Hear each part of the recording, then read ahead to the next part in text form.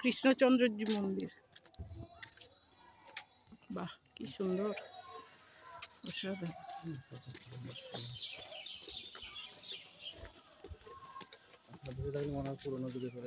হ্যাঁ,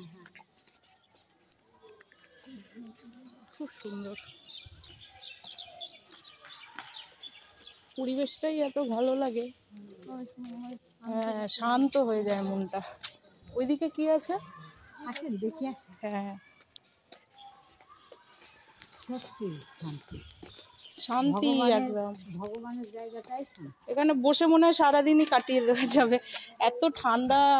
সারা মানে চতুর্দিকটা কি সুন্দর, একটা নিরিবিলি। এখানে অনেক মন্দির আছে। এটা হচ্ছে আটচালা মন্দির। সব মন্দিরের এক একটা বিশেষত্ব, এই তো লেখা আছে। নতুন কি করে থাকবে, এগুলো তো সব পুরনো, সেই জন্যই তো মানুষে দেখতে আসে এগুলো। হ্যাঁ, এগুলোর খুব ডিমান্ড, এগুলো গুরুত্ব কত। সেই তখনকার দিনে কত সূক্ষ্ম কাজ, টেরাকোটার কাজ। এগুলো বোঝা যায় যে তখন কত উন্নত ছিল শিল্পকলা। এই যে এখানে পেঁচা একটা ছোট্ট জায়গাও ছাড়েনি, কিছু না কিছু বানিয়ে এবং সব রকম বডিও করেছে, প্রতিমূর্তিও করেছে, আবার আলপনা, লতাপাতা, মানুষের ফিগার, জন্তু জানোয়ারের ফিগার সব।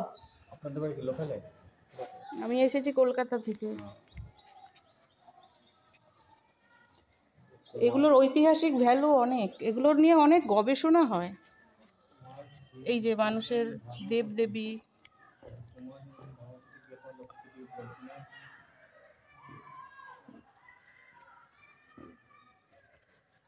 কেউ যদি নিজের চোখে এই সুন্দর শিল্পকলা, যার ঐতিহাসিক গুরুত্ব, ঐতিহাসিক মূল্য অসীম, তা যদি দেখতে চান, আরে বাবা এই জায়গাটা কি সুন্দর, না দেখিয়ে পারছি না। তারা অবশ্যই 19শে নভেম্বর বা 17ই ডিসেম্বর আমাদের সঙ্গে অম্বিকা কারণা 108 শিব মন্দির দর্শনে আসুন। এই মূর্তিগুলো মানে অসাধারণ, কোথায় মুখে কোনো কথা যোগায় না, এত সুন্দর, বর্ণনা করার মতো ভাষা পাওয়া যায় না।